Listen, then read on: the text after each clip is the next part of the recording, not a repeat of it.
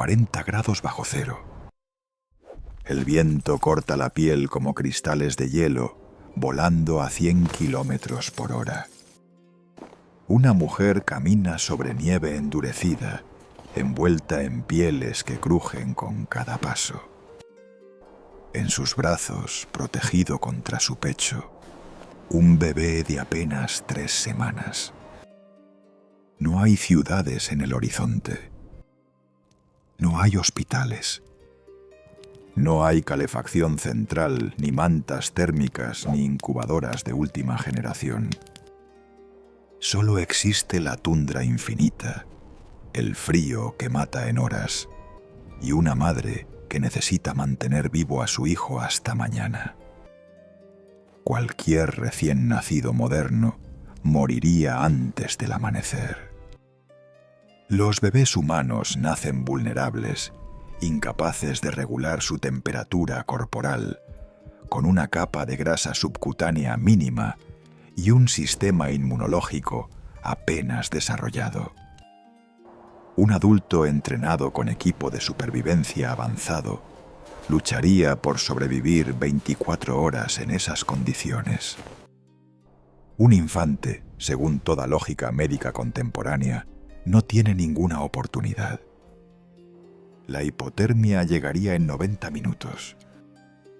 La muerte poco después. Es simple termodinámica. Un cuerpo tan pequeño pierde calor demasiado rápido en un ambiente tan hostil. Sin embargo, durante más de 20.000 años, generación tras generación, los bebés del Paleolítico Superior no solo sobrevivieron a temperaturas que descenderían hasta 45 grados bajo cero, se convirtieron en adultos capaces de dominar el continente más letal del planeta.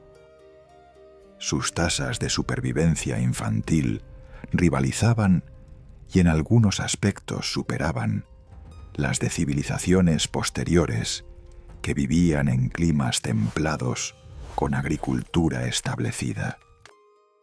Algo estaban haciendo aquellas madres y padres de la edad de hielo que desafía cada suposición moderna sobre protección infantil. No fue suerte. No fue resistencia genética milagrosa. No fue rezarle a dioses tribales mientras esperaban que el frío no matara a sus hijos. Fue ingeniería deliberada, sofisticada y devastadoramente efectiva. Un sistema de supervivencia tan preciso que la ciencia moderna tardó décadas en comprender cómo funcionaba. Tan contraintuitivo que cuando los primeros arqueólogos encontraron las evidencias, asumieron que estaban interpretando mal los datos. Tan elegante en su simplicidad que una vez entendido, redefine por completo lo que significa la palabra primitivo.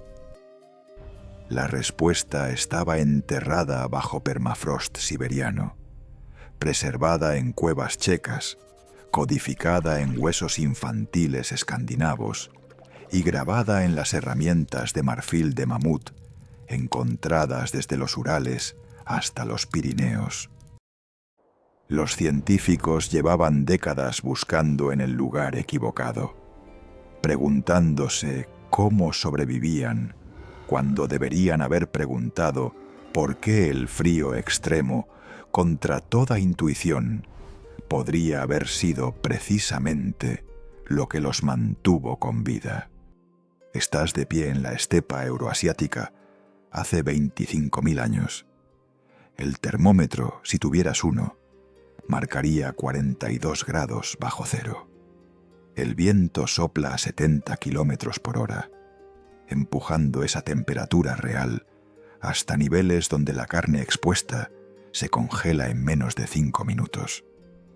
No hay árboles en el horizonte, solo tundra blanca que se extiende hasta donde alcanza la vista. El sol, bajo y débil, apenas calienta. Tu aliento se cristaliza antes de salir completamente de tus labios. y en tus brazos, envuelto en algo que parece imposiblemente inadecuado para estas condiciones, descansa un bebé de semanas. Ese bebé no puede tiritar eficientemente todavía. Su sistema de termorregulación está subdesarrollado, confiando casi enteramente en el calor externo para mantener su temperatura corporal estable. Con apenas 3,5 kilos de peso, su relación superficie-volumen es devastadora. Pierde calor mucho más rápido de lo que su pequeño cuerpo puede generarlo. La grasa parda que posee, ese tejido especializado en producir calor que los mamíferos recién nacidos usan para sobrevivir, se agotaría en horas bajo estas condiciones. Un adulto humano moderno, con ropa de montaña de última generación y conocimiento de supervivencia, lucharía por mantenerse vivo más de 2 días aquí. Un bebé contemporáneo, según todo manual médico, entraría en hipotermia crítica en 90 minutos. La muerte llegaría antes del anochecer. Es simple física térmica. Demasiado pequeño, demasiado frío, demasiado rápido.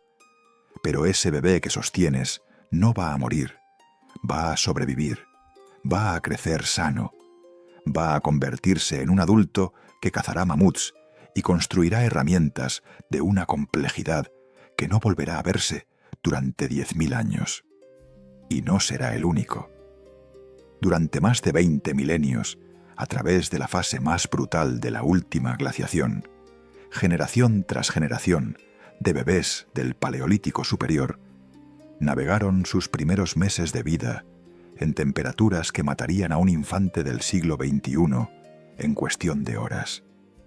No algunos bebés, no los más fuertes por selección natural brutal, la mayoría de ellos. Las tasas de mortalidad infantil en algunas poblaciones de la Edad de Hielo eran, según análisis de restos óseos, comparables o incluso inferiores a las de civilizaciones agrícolas posteriores que vivían en climas mediterráneos templados. Algo estaban haciendo aquellos padres que desafía cada suposición moderna sobre cuidado infantil en condiciones extremas. No fue magia, no fue una mutación genética misteriosa que les diera superpoderes térmicos. Los bebés del Paleolítico tenían la misma fisiología vulnerable que los bebés actuales. Los mismos pulmones inmaduros. El mismo control térmico deficiente.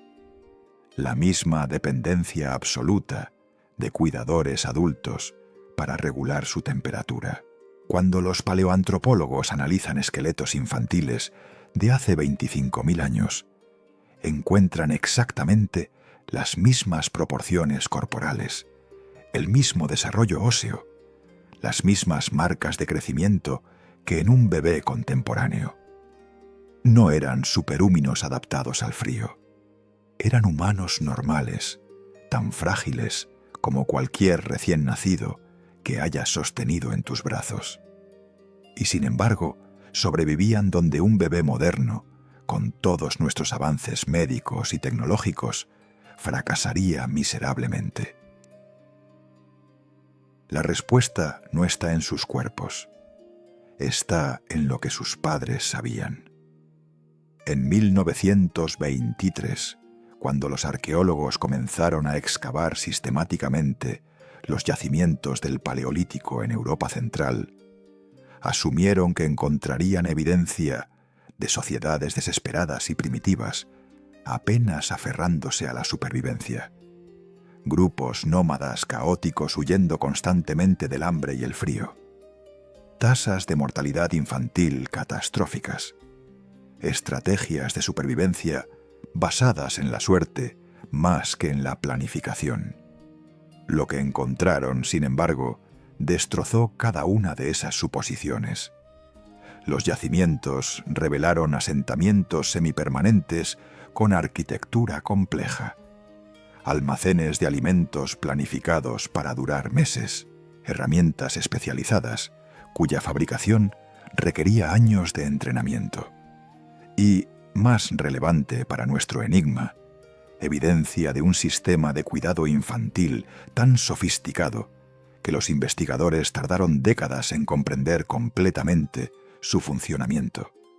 En Dolní Věstonice, en lo que hoy es la República Checa, los arqueólogos desenterraron restos de un asentamiento que data de hace 27.000 años. Entre los artefactos, pequeñas agujas de hueso pulidas con una precisión microscópica. Punzones de marfil de mamut, diseñados para perforar materiales extremadamente resistentes. Raspadores especializados para procesar pieles con un nivel de delicadeza que sugiere trabajo en materiales muy finos. Y aquí está el detalle que cambió todo. Encontraron restos de prendas infantiles, no prendas adultas adaptadas para bebés, prendas diseñadas específicamente, desde cero, para cuerpos de menos de un año, con costuras selladas, con sistemas de superposición, con características estructurales que no tienen sentido hasta que entiendes exactamente qué problema estaban resolviendo. Hollywood te mostró pieles crudas atadas con cuerdas. La arqueología reveló ingeniería textil de precisión. Pero incluso con esa evidencia sobre la mesa, el misterio permanecía. Porque ropa sofisticada no es suficiente. Un traje de nieve moderno de alta tecnología, diseñado con fibras sintéticas aislantes y membranas impermeables, no mantendría vivo a un bebé de 3 semanas a 40 grados bajo cero durante más de unas pocas horas. El problema fundamental permanece. Los bebés humanos son máquinas térmicas terribles. Su metabolismo no genera suficiente calor. Su superficie corporal, comparada con su volumen, es demasiado grande. Pierden temperatura mucho más rápido de lo que cualquier capa de ropa, por sofisticada que sea, puede compensar. Un bebé envuelto en las mejores pieles del mundo seguiría muriendo de hipotermia en la tundra glacial. A menos que hubiera algo más. Algo que no era obvio mirando solo la ropa. Algo que los arqueólogos pasaron por alto durante décadas, porque estaban buscando en el lugar equivocado. Y aquí es donde la historia se vuelve fascinante. Porque la solución no estaba solo en la tecnología textil. No estaba solo en las estructuras de refugio. No estaba solo en la dieta o el fuego o la anatomía. Estaba en la integración precisa de múltiples sistemas que, trabajando juntos, creaban un ambiente de supervivencia que ninguno de ellos podría lograr por separado. Era un ecosistema de innovaciones interdependientes tan elegante en su diseño que, cuando finalmente lo comprendemos, nos obliga a redefinir completamente lo que significa la palabra primitivo. Estos no eran salvajes afortunados. Eran ingenieros de supervivencia operando en el límite absoluto de lo que la fisiología humana puede tolerar. Y lo que lograron mantener vivo no fue solo a sus bebés. Fue el conocimiento que permitiría a nuestra especie conquistar cada rincón del planeta. Piensa en cada película que has visto sobre la Edad de Hielo. Piensa en cada documental dramatizado, cada ilustración en libros de texto, cada recreación en museos. Probablemente viste lo mismo una y otra vez. Familias sucias y desesperadas, arrastrándose por cuevas oscuras y húmedas. Hombres brutos vestidos con pieles mal cortadas, atadas con cuerdas toscas. Mujeres con bebés colgando descuidadamente de sus espaldas mientras huyen del frío. Grupos nómadas moviéndose constantemente, sin rumbo, perseguidos por el hambre y los depredadores. La imagen de supervivencia primitiva, brutal, caótica, dominada por el instinto más que por la inteligencia. Es una narrativa tan repetida que se ha convertido en verdad aceptada. Pero es mentira. Cada elemento de esa imagen es fundamentalmente incorrecto. Comencemos con lo más básico. No vivían en cuevas. O más precisamente, las cuevas no eran sus hogares primarios. Las excavaciones en Mezhirich, Ucrania, revelaron estructuras construidas enteramente con huesos de mamut. No refugios improvisados, arquitectura planificada. Los habitantes tomaron cráneos de mamut que pesaban más de 100 kilos cada uno y los organizaron como cimientos. Usaron costillas largas como vigas estructurales, entrelazándolas en patrones que distribuían el peso de manera óptima. Cubrieron todo con pieles tensadas y selladas, creando una capa aislante de aire entre la estructura ósea y el exterior. Estas construcciones medían hasta 6 metros de diámetro. Requerían entre 20 y 30 mamuts completos para construir una sola vivienda. Eso no es desesperación improvisada. Eso es ingeniería civil a escala monumental. Y estas estructuras no eran raras. Se han encontrado docenas de asentamientos similares desde Rusia hasta Francia. Luego está el mito del nómada caótico. Durante décadas, los arqueólogos asumieron que los grupos del Paleolítico se movían constantemente, persiguiendo manadas de manera reactiva, sin planificación estacional. Pero los análisis de restos de comida en yacimientos como Pavlov, en Moravia, cuentan una historia diferente. Los investigadores encontraron huesos de liebres árticas cazadas en invierno, huesos de renos cazados durante migraciones de otoño, restos de peces que solo podían capturarse durante el deshielo primaveral, y todo almacenado en el mismo sitio. Esto no es movimiento aleatorio, es calendario, es conocimiento preciso de ciclos animales, rutas migratorias, ventanas de oportunidad estacionales. Estos grupos retornaban a los mismos lugares año tras año, explotando recursos específicos en momentos específicos. Tenían territorios, tenían rutinas, tenían un conocimiento del paisaje tan profundo que podían predecir con meses de anticipación exactamente dónde estaría su próxima comida. Pero la mayor distorsión de Hollywood está en cómo representan el cuidado infantil. Las películas te muestran bebés descuidados, envueltos en cualquier trapo disponible, expuestos a los elementos mientras sus padres luchan por sobrevivir otro día más. La realidad arqueológica es brutalmente opuesta. En Sungir, Rusia, los excavadores encontraron 2 entierros infantiles que datan de hace 30.000 años. Un niño de aproximadamente 13 años y una niña de 7 a 9 años. Sus cuerpos estaban cubiertos con más de 10.000 cuentas de marfil perforadas a mano. Cada cuenta requería aproximadamente 45 minutos de trabajo meticuloso para tallar, perforar y pulir.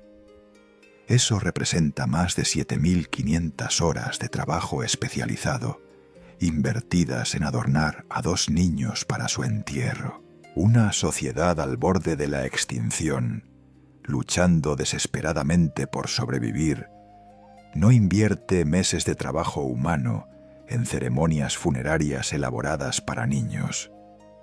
Una sociedad próspera, estable y con excedente de recursos sí lo hace.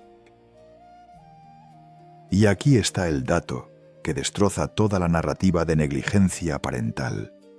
Los análisis isotópicos de huesos infantiles paleolíticos muestran patrones dietéticos que indican cuidado nutricional específico. Los niños pequeños no comían lo mismo que los adultos. Sus dietas eran más ricas en grasas, más controladas en proteínas, ajustadas precisamente para las necesidades de cuerpos en crecimiento. Esto requiere conocimiento, requiere planificación, requiere una comprensión sofisticada de nutrición que muchas culturas posteriores no lograron. Los romanos, 1000 años después, con toda su civilización avanzada, tenían tasas de mortalidad infantil significativamente más altas que algunas poblaciones del Paleolítico superior. No porque los romanos fueran incompetentes, sino porque vivir en ciudades densas, con sistemas de alcantarillado primitivos, creaba condiciones que la tundra glacial, irónicamente, no tenía: enfermedades infecciosas rampantes y agua contaminada. La evidencia más demoledora contra el mito primitivo viene de las herramientas. No herramientas simples, herramientas que requieren años de entrenamiento para fabricar. En Kostenki, en el valle del río Don, los arqueólogos encontraron talleres especializados en trabajar marfil de mamut. No cualquiera podía hacer esto. El marfil fosilizado es increíblemente duro y quebradizo. Trabajarlo sin romperlo requiere comprender sus líneas de tensión interna, aplicar presión en ángulos precisos, usar herramientas intermedias específicas para cada fase del proceso. Los análisis de microscopio electrónico de agujas de marfil del Paleolítico muestran marcas de trabajo tan precisas que rivalizan con técnicas industriales modernas. Estas agujas tenían orificios perforados de menos de 1 milímetro de diámetro. Sin tecnología de metal, sin lupas, solo conocimiento acumulado durante generaciones y habilidad manual extraordinaria. Entonces, si no eran brutos primitivos tambaleándose en la oscuridad, ¿qué eran? Eran especialistas. Cada persona en estos grupos tenía roles definidos, habilidades entrenadas, conocimiento transmitido cuidadosamente de mentores a aprendices. Había expertos en predecir clima, expertos en rastrear animales, expertos en seleccionar y procesar pieles específicas, expertos en fabricar herramientas, expertos en medicina herbaria y, crucialmente para nuestra historia, expertos en mantener vivos a bebés en condiciones que matarían a un adulto contemporáneo. No era instinto, no era suerte, era ciencia aplicada, desarrollada a través de miles de años de experimentación, refinamiento y transmisión cultural. Hollywood te vendió salvajismo porque salvajismo es más fácil de dramatizar. La arqueología revela algo mucho más impresionante: competencia absoluta bajo presión extrema. Y esa competencia comenzaba, literalmente, desde el nacimiento. El 29 de julio de 1926, un equipo de arqueólogos checos desenterró algo en el sur de Moravia que no encajaba con ninguna teoría existente sobre la edad de hielo. No era una herramienta de caza, no era arte rupestre, era una prenda de vestir para un bebé. Pero no cualquier prenda. Esta había sido diseñada con un nivel de precisión que requería entender principios de termodinámica que la ciencia europea no formalizaría hasta el siglo XIX. El yacimiento se llamaba Dolní Běstonice, y lo que emergió de esa tierra congelada durante los siguientes 80 años de excavaciones destruiría cada suposición cómoda sobre nuestros ancestros. Esto no era ropa primitiva, esto era ingeniería de supervivencia de precisión militar. Las primeras prendas infantiles recuperadas estaban construidas con múltiples capas de pieles diferentes, cada una seleccionada por propiedades térmicas específicas. La capa interior, la que tocaba directamente la piel del bebé, era de piel de liebre ártica, procesada hasta lograr una suavidad casi imposible.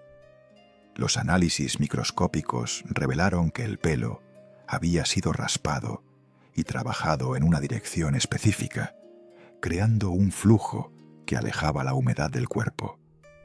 No era estética, era funcional. La humedad es el asesino silencioso en ambientes fríos.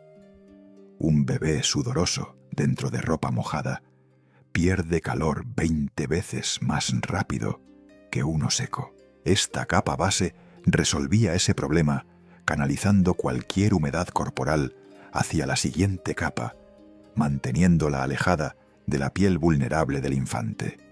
La segunda capa era completamente diferente.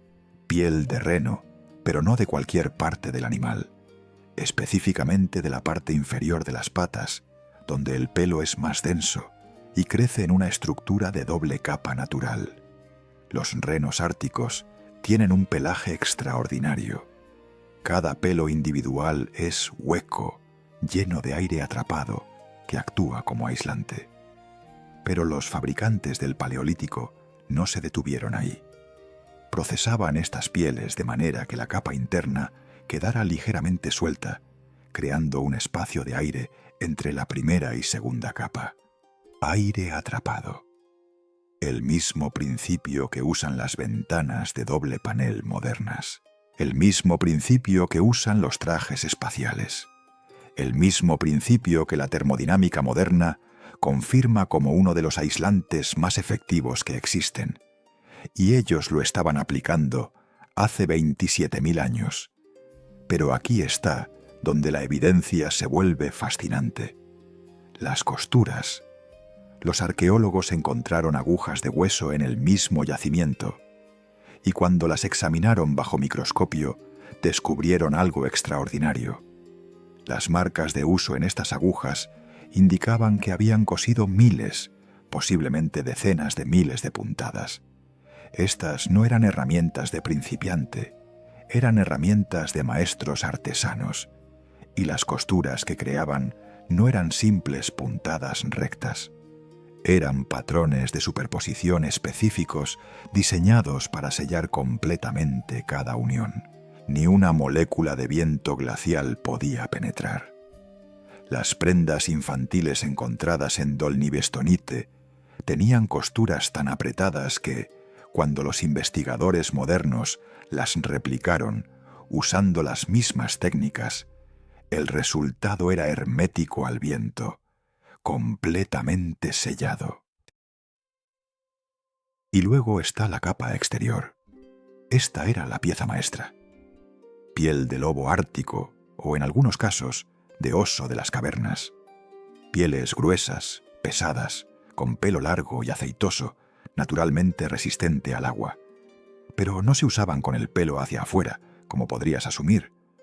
Se invertían, pelo hacia adentro, creando una tercera cámara de aire aislante. La superficie exterior, el lado de cuero de la piel, se trataba con grasa animal aplicada en capas sucesivas hasta crear una superficie casi impermeable. Esto no era obvio hasta que los investigadores realizaron análisis químicos de residuos en las pieles preservadas. Encontraron compuestos grasos específicos, aplicados en concentraciones que solo tienen sentido si el objetivo era impermeabilización, agua, nieve, humedad. Todo rebotaba en esta superficie tratada. El bebé permanecía seco. Permanecer seco significaba permanecer vivo. Pero Dolnivestonite no fue el único sitio que reveló estos secretos. En Kostenki, a lo largo del río Don, en Rusia, excavaciones posteriores encontraron evidencia de talleres especializados en fabricación de ropa infantil, no rincones de viviendas donde se hacía ocasionalmente. Talleres dedicados. Áreas específicas con acumulaciones de desperdicios de procesamiento de pieles, raspadores desgastados, pequeñas agujas rotas, restos de tendones usados como hilo. La especialización implica volumen. Volumen implica demanda. Demanda implica población. Poblaciones de bebés sobreviviendo consistentemente. Esto no era suerte ocasional. Era producción sistemática de tecnología de supervivencia infantil. Los yacimientos de Pavlov agregaron otra pieza al rompecabezas. Allí, los arqueólogos encontraron herramientas específicamente diseñadas para trabajar con materiales delicados. Raspadores miniatura, pulidores de detalle fino, cuchillas con filos de menos de medio milímetro de grosor. ¿Para qué necesitas herramientas tan especializadas? para trabajar las pieles más finas sin romperlas, para crear las costuras más apretadas sin desgarrar el material, para fabricar ropa que debe ser simultáneamente flexible, aislante, hermética y lo suficientemente ligera para que un bebé pueda mover sus extremidades. Los requisitos eran técnicamente contradictorios. Más aislamiento generalmente significa más peso, pero un bebé no puede llevar peso excesivo sin restringir su desarrollo motor. La solución requería equilibrar múltiples variables simultáneamente. Requería matemática aplicada, aunque no la llamaran así. Luego llegó el hallazgo de Sung-Hir en 1955. Entre los artefactos, pequeños capuchones diseñados específicamente para cabezas infantiles. No gorros simples. Diseños con orejeras integradas que cubrían completamente las orejas sin presionarlas contra el cráneo. Con extensiones que protegían el cuello y se conectaban sin costuras con las prendas corporales. Los bebés pierden entre 30 y 40% de su calor corporal a través de sus cabezas desproporcionadamente grandes. Una cabeza desprotegida a 40 grados bajo cero significa hipotermia en minutos. Estos capuchones resolvían ese problema con tanta elegancia que los diseños modernos de ropa para bebés árticos esencialmente los han replicado. Nosotros reinventamos lo que ellos ya sabían. Pero con toda esta evidencia sobre la mesa, con todas estas prendas sofisticadas, documentadas, medidas, replicadas y probadas, todavía hay un problema. Un problema que las costuras más apretadas y las pieles más cálidas no pueden resolver completamente. Porque incluso con la mejor ropa del mundo, incluso con aislamiento perfecto y sellado hermético, un bebé de 3 semanas en la tundra glacial enfrentaba un desafío termodinámico fundamental. Su cuerpo no genera suficiente calor metabólico propio. Su masa es demasiado pequeña. Su superficie relativa demasiado grande. La ropa puede prevenir la pérdida de calor, pero no puede crear calor de la nada. Y aquí es donde la verdadera genialidad del sistema paleolítico emerge. Porque no se trataba solo de ropa. Nunca se trató solo de ropa. Se trataba de algo más profundo, más contraintuitivo y tan brillante en su simplicidad que cuando finalmente lo comprendemos, todo cambia. El secreto no estaba en una sola capa. Estaba en 3 capas trabajando como un sistema integrado, cada una resolviendo un problema específico que la anterior no podía abordar. La primera capa, esa piel de liebre procesada hasta la suavidad extrema, tenía un trabajo singular: gestión de humedad. Los bebés sudan, no tanto como adultos, pero sudan. Y en ambientes glaciales, el sudor es veneno térmico. Un bebé con la piel húmeda dentro de ropa, incluso ropa cálida, pierde calor a una velocidad catastrófica. La física es brutal. El agua conduce calor 20 veces mejor que el aire. Entonces esta primera capa actuaba como bomba unidireccional, moviendo cualquier humedad corporal lejos de la piel, usando la estructura direccional del pelo de liebre. El bebé permanecía seco contra su piel. Permanecía seco significaba que la siguiente capa podía hacer su trabajo. La segunda capa, esa piel de reno con pelos huecos llenos de aire, era puro aislamiento térmico. Pero aquí está el detalle que los fabricantes paleolíticos comprendían intuitivamente. El aire estático es el mejor aislante natural que existe. No el pelo en sí mismo, el aire atrapado dentro y entre los pelos. Cada pelo de reno es esencialmente un tubo microscópico lleno de aire que no puede circular. El aire en movimiento roba calor. El aire estático lo retiene. Y al dejar esa capa ligeramente suelta, creaban un espacio de aire adicional entre la primera y segunda capa. Dos sistemas de aislamiento por aire trabajando simultáneamente. El aire dentro de los pelos huecos y el aire entre las capas.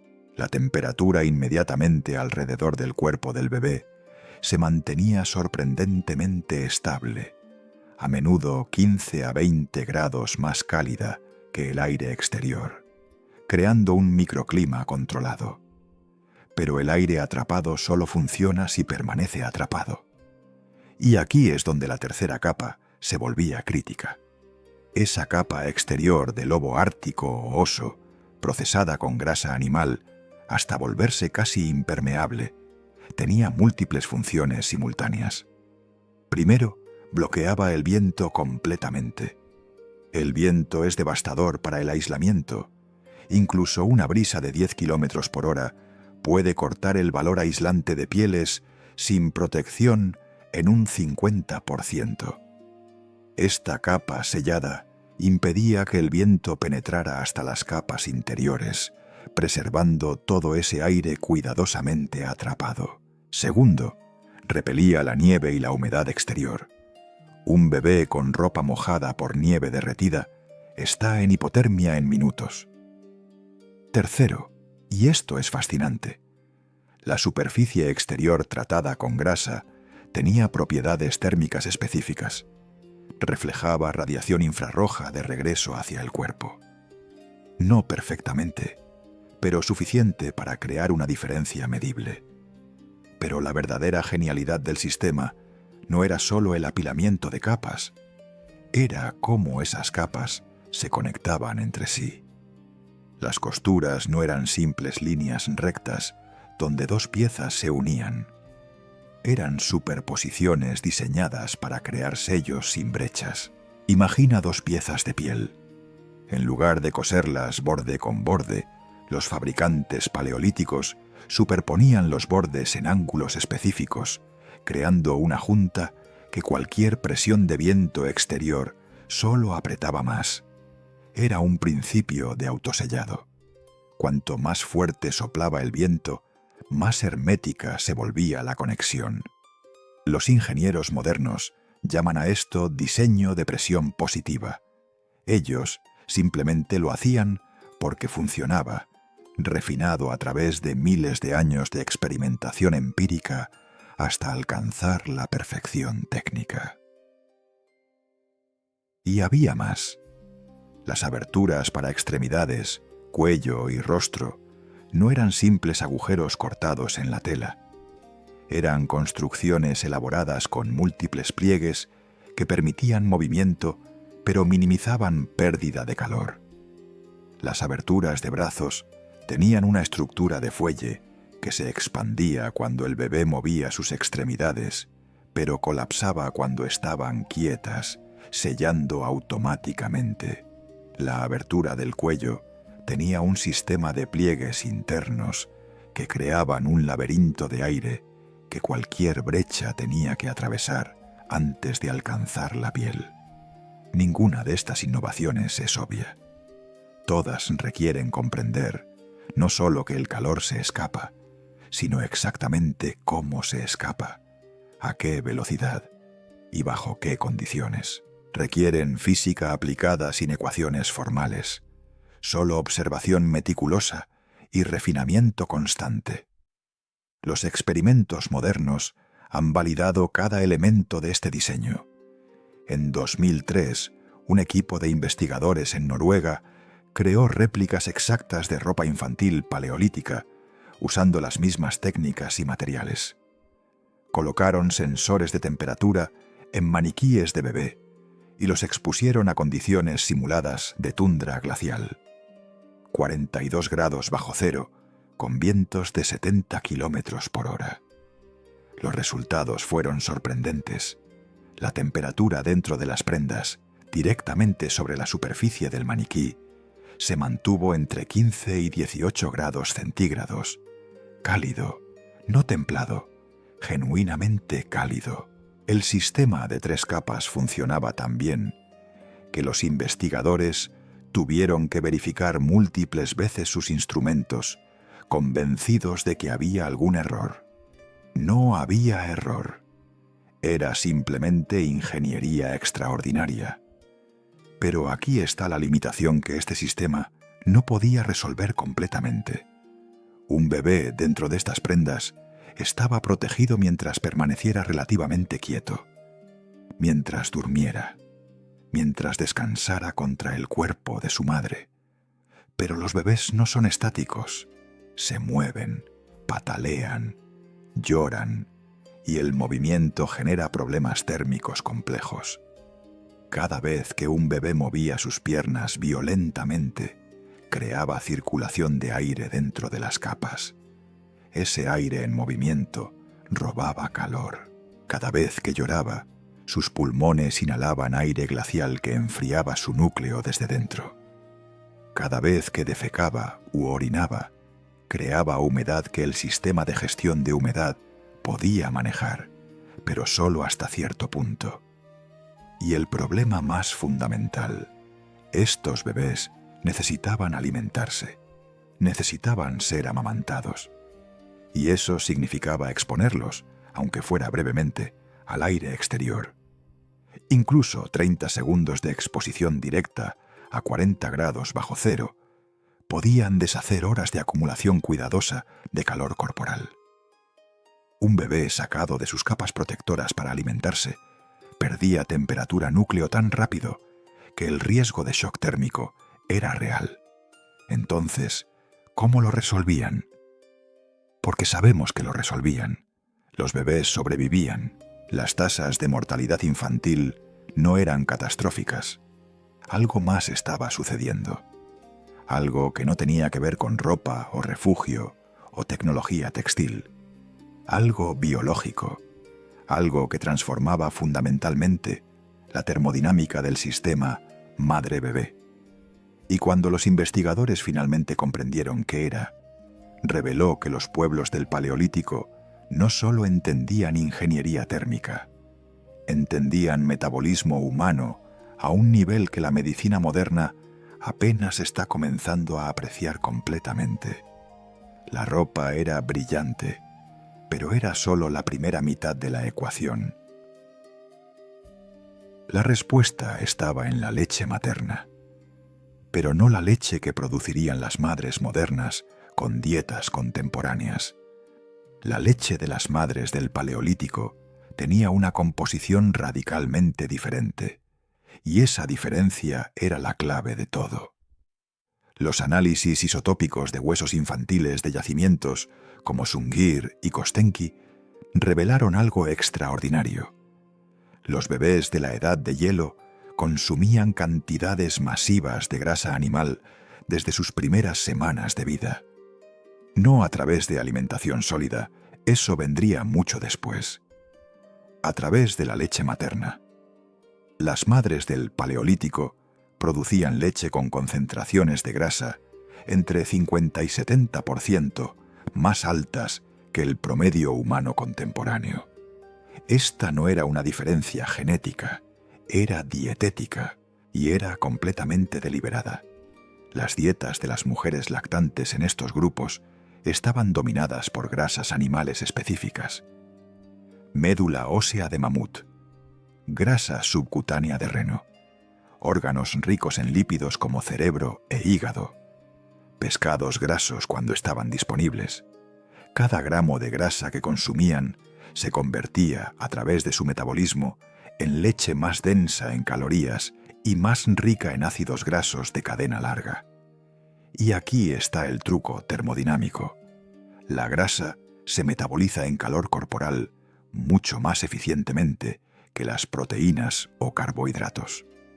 Un bebé alimentado con leche ultra rica en grasa no solo obtenía más calorías, obtenía combustible metabólico que su cuerpo convertía directamente en temperatura corporal elevada. Su termostato interno subía varios grados, literalmente se volvía más cálido desde dentro. Pero las madres no se detenían ahí. Antes de alimentar al bebé, aplicaban una capa delgada de grasa animal procesada directamente sobre su piel. Los arqueólogos encontraron pequeños recipientes de hueso en múltiples yacimientos con residuos grasos preservados. Análisis químicos revelaron que eran mezclas específicas: grasa de oso mezclada con aceites de pescado, a veces con adición de médula ósea. Esta combinación creaba una barrera lipídica sobre la piel del bebé que servía a múltiples propósitos simultáneos. Primero, sellaba microscópicamente los poros, reduciendo la pérdida de agua transepidérmica. Menos pérdida de agua significaba menos enfriamiento evaporativo. Segundo, la capa grasa actuaba como aislante térmico adicional, una sexta o séptima capa si contamos las de ropa. Tercero, protegía contra el aire seco extremo que puede agrietar la piel infantil, creando brechas por donde el calor escapa. Y luego estaban los refugios, porque incluso con ropa perfecta y metabolismo optimizado, un bebé necesitaba un ambiente base que no fuera activamente hostil. Las estructuras de Mechírich que mencionamos antes no eran solo impresionantes arquitectónicamente, eran hornos térmicos diseñados. La mayoría estaban parcialmente excavadas en el suelo, aprovechando el aislamiento natural de la tierra. A 1 metro bajo la superficie, incluso en pleno invierno glacial, la temperatura del suelo permanece relativamente estable, raramente descendiendo más allá de 0 grados. Construir medio metro hacia abajo significaba ganar 10 a 15 grados de temperatura base inmediatamente. Luego, esas paredes de huesos de mamut, cubiertas con múltiples capas de pieles, creaban una cámara de aire aislante adicional. Y en el centro, un hogar cuidadosamente gestionado mantenía temperaturas internas entre 10 y 15 grados centígrados. No cálido según estándares modernos, pero comparado con 40 bajo cero afuera, era el trópico. La disposición interior de estos refugios revelaba más sofisticación. Las áreas de sueño infantil estaban siempre en las zonas más cálidas, generalmente elevadas sobre plataformas construidas con huesos y pieles adicionales, aprovechando que el aire caliente sube. Los análisis de distribución de cenizas muestran que los hogares se posicionaban estratégicamente para crear corrientes de convección que distribuían calor uniformemente sin crear corrientes de aire frío. Y aquí está el detalle que los arquitectos modernos aprecian. Tenían sistemas de ventilación controlada, pequeñas aberturas en ubicaciones específicas que permitían escape de humo y entrada mínima de aire fresco, suficiente para oxigenación, pero no tanto como para enfriar el espacio. Demasiado poco oxígeno y la gente muere por monóxido de carbono. Demasiada ventilación y el calor se escapa. Encontraron el equilibrio exacto. Comparemos esto con otras civilizaciones posteriores. Los romanos en Britania, durante el primer siglo después de Cristo, enfrentaban inviernos que raramente bajaban de 0 grados. Tenían arquitectura de piedra, tenían sistemas de calefacción hipocausto, tenían textiles tejidos, y aún así, sus tasas de mortalidad infantil invernal eran devastadoras. Los registros arqueológicos de cementerios romanos muestran picos de muertes infantiles cada invierno, incluso en sus provincias más templadas. Los vikingos en Escandinavia, durante el período medieval, tenían tecnología de metales, agricultura establecida y estructuras de madera sofisticadas. Enfrentaban inviernos de 20 grados bajo cero. Sus tasas de supervivencia infantil eran inferiores a las de grupos paleolíticos que vivían en condiciones 2 veces más frías. ¿Por qué? Porque los romanos y vikingos no tenían el conocimiento integrado. Tenían piezas del rompecabezas, pero no el sistema completo. Los estudios modernos validaron cada elemento. En 2009, un equipo de nutricionistas en Finlandia condujo un experimento controlado con madres lactantes en clima ártico. Un grupo consumió dietas altas en grasas animales, similares a las paleolíticas. Otro grupo mantuvo dietas contemporáneas balanceadas. Después de 6 semanas, analizaron la composición de la leche materna y las temperaturas corporales de los bebés. Los resultados fueron inequívocos.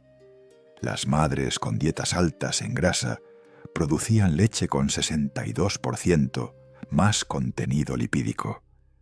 Los bebés alimentados con esta leche mantenían temperaturas corporales núcleo consistentemente 1.5 grados más altas. No suena a mucho, pero en termodinámica de supervivencia, 1.5 grados es la diferencia entre hipotermia y estabilidad. Otro estudio en 2014 probó las barreras lipídicas. Investigadores aplicaron réplicas exactas de las mezclas grasas paleolíticas en piel de bebés prematuros en unidades neonatales. Midieron pérdida de calor transepidérmica y encontraron reducciones de 35% comparado con bebés sin tratamiento. 35%. Eso significa que un bebé perdía 1/3 menos de calor corporal simplemente por tener esa capa grasa sobre su piel. Los médicos modernos ahora usan cremas barrera en bebés prematuros precisamente por este principio. Estamos aplicando conocimiento paleolítico sin siquiera reconocerlo como tal. Pero incluso con todo esto, ropa perfecta, metabolismo optimizado, refugios diseñados, barreras dérmicas, todavía faltaba un elemento, el más importante, el que ninguna tecnología podía reemplazar. Porque un bebé puede tener todas las capas del mundo, puede estar en el refugio más cálido, puede tener la dieta más óptima, pero si está solo, morirá.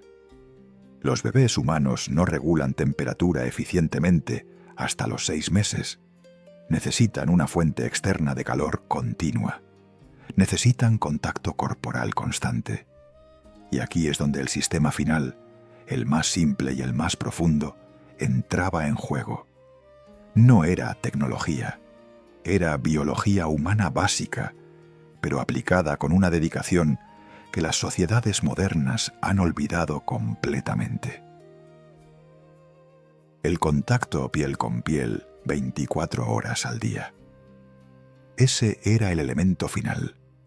Las madres del Paleolítico no colocaban a sus bebés en cunas separadas ni en espacios designados para dormir.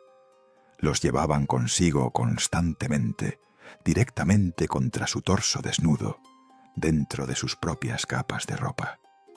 El bebé vivía en un microambiente creado por el calor corporal materno, regulado por el metabolismo de un adulto que generaba entre 60 y 80 vatios de calor continuo.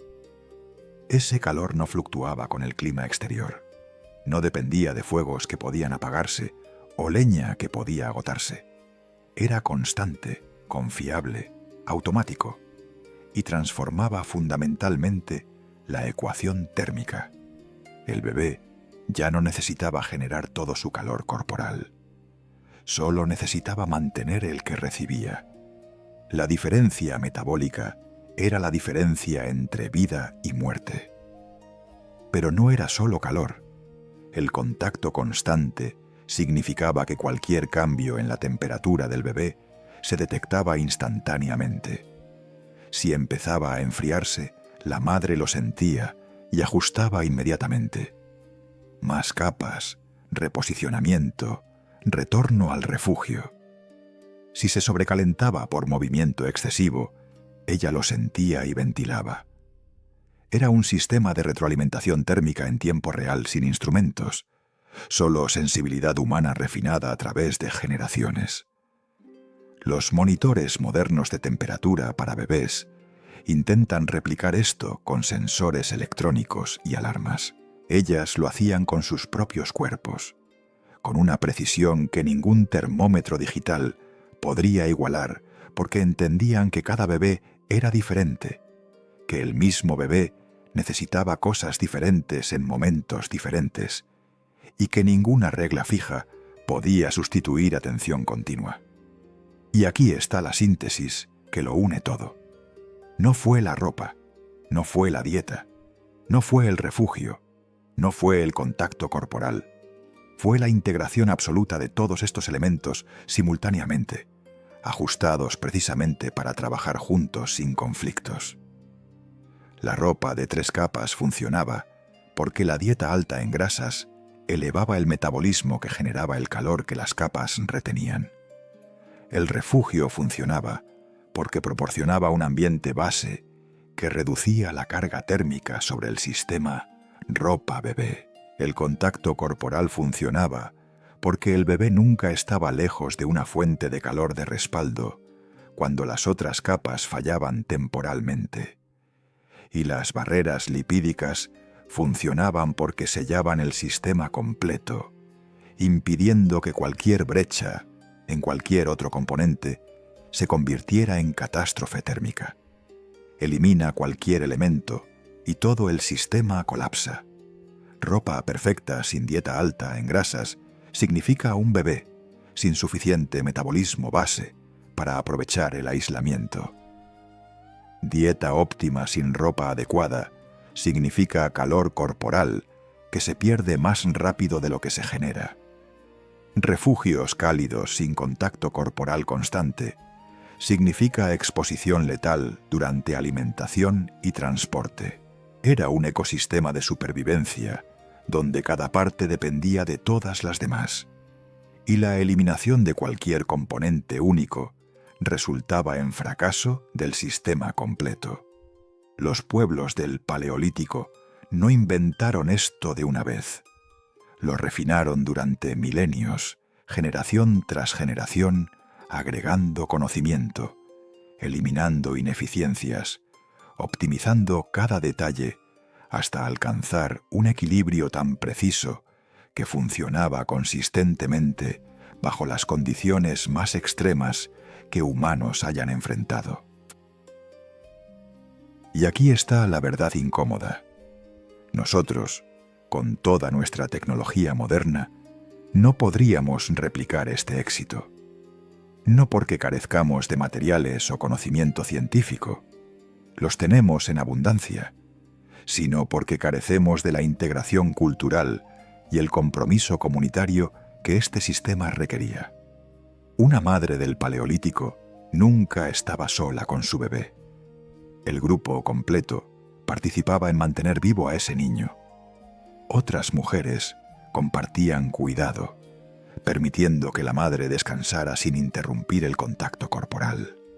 Hombres cazaban específicamente para obtener las grasas que las madres lactantes necesitaban. Artesanos especializados fabricaban ropa infantil como prioridad comunitaria, no como producto comercial.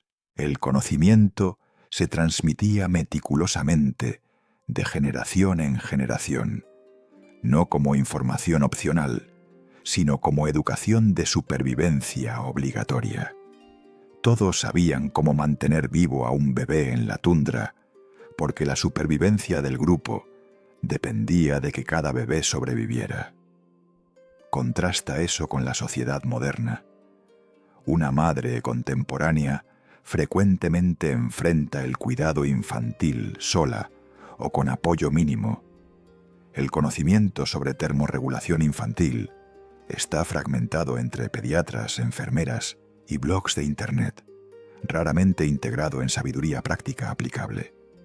Confiamos en tecnología, calefacción central, incubadoras, monitores, asumiendo que la ingeniería puede sustituir atención humana constante.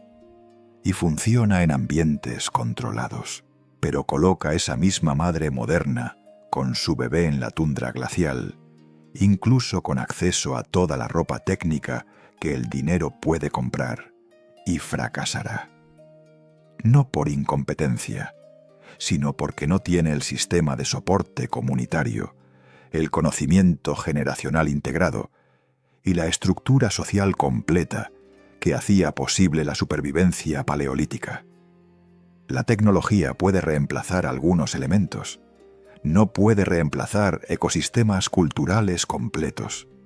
Los romanos fracasaron manteniendo bebés vivos en inviernos británicos templados. Los vikingos fracasaron en Escandinavia. Los colonos europeos en Canadá, durante el siglo XVII, tenían tecnología de hierro, estructuras de madera y ganado domesticado, y sus tasas de mortalidad infantil invernal eran catastróficas. Todas estas civilizaciones eran tecnológicamente más avanzadas que los grupos paleolíticos en métricas obvias: metalurgia, agricultura, arquitectura permanente. Y todas fracasaron en la tarea específica de mantener vivos a bebés en frío extremo. No porque fueran estúpidos, sino porque habían perdido el conocimiento integrado. Habían fragmentado la solución en piezas separadas, especialidades aisladas, tecnologías individuales, y descubrieron que ninguna cantidad de innovación individual podía compensar la pérdida de síntesis sistémica. Entonces, ¿qué nos dice esto sobre ingenuidad humana? Nos dice que no es lineal. El progreso tecnológico en un área no garantiza superioridad en todas las áreas. Nos dice que el conocimiento más sofisticado a veces parece simple, precisamente porque ha sido refinado hasta eliminar toda complejidad innecesaria. Nos dice que resolver problemas bajo restricción extrema frecuentemente produce soluciones más elegantes que resolver problemas con recursos ilimitados. Y nos dice que la verdadera innovación no está en inventar cosas nuevas, sino en integrar perfectamente elementos existentes en sistemas que funcionan bajo condiciones donde fallar significa muerte. Los pueblos de la Edad de Hielo no tenían metal, no tenían escritura, no tenían rueda, y mantuvieron vivos a bebés humanos en temperaturas que matarían a un adulto moderno equipado con tecnología del siglo XXI. Piensa en eso la próxima vez que ajustes tu termostato o te quejes del frío invernal. Piensa en una madre de hace 25.000 años, de pie en la tundra con vientos que cortan a 70 kilómetros por hora, sosteniendo a su bebé de semanas que está vivo, cálido y creciendo sano. Piensa en el conocimiento acumulado que hizo posible ese momento. Piensa en las generaciones de refinamiento, las miles de horas de trabajo invertidas en fabricar cada pieza de ropa, la disciplina dietética de toda la comunidad, la arquitectura precisa del refugio, la transmisión meticulosa de conocimiento. Y reconoce que llamar a esa gente primitiva es fundamentalmente malentender qué significa ser avanzado. Ellos dominaron el desafío de supervivencia más extremo que nuestra especie haya enfrentado. Lo hicieron sin tecnología moderna, sin ciencia formal, sin ninguna de las ventajas que asumimos esenciales. Lo hicieron con conocimiento integrado, cooperación absoluta y atención inquebrantable al detalle. Y nos legaron el regalo más precioso, nuestras propias vidas, porque sin su éxito, ninguno de nosotros estaría aquí para contar su historia. Sin embargo, durante más de 20.000 años, generación tras generación, los bebés del Paleolítico Superior no solo sobrevivieron a temperaturas que descenderían hasta 45 grados bajo cero. Se convirtieron en adultos capaces de dominar el continente más letal del planeta. Sus tasas de supervivencia infantil rivalizaban y en algunos aspectos superaban las de civilizaciones posteriores que vivían en climas templados con agricultura establecida. Algo estaban haciendo aquellas madres y padres de la edad de hielo que desafía cada suposición moderna sobre protección infantil. No fue suerte. No fue resistencia genética milagrosa. No fue rezarle a dioses tribales mientras esperaban que el frío no matara a sus hijos. Fue ingeniería deliberada, sofisticada y devastadoramente efectiva. Un sistema de supervivencia tan preciso que la ciencia moderna tardó décadas en comprender cómo funcionaba. Tan contraintuitivo que cuando los primeros arqueólogos encontraron las evidencias, asumieron que estaban interpretando mal los datos. Tan elegante en su simplicidad que, una vez entendido, redefine por completo lo que significa la palabra primitivo. La respuesta estaba enterrada bajo permafrost siberiano, preservada en cuevas checas, codificada en huesos infantiles escandinavos y grabada en las herramientas de marfil de mamut, encontradas desde los Urales hasta los Pirineos. Los científicos llevaban décadas buscando en el lugar equivocado, preguntándose cómo sobrevivían, cuando deberían haber preguntado por qué el frío extremo, contra toda intuición, podría haber sido precisamente lo que los mantuvo con vida.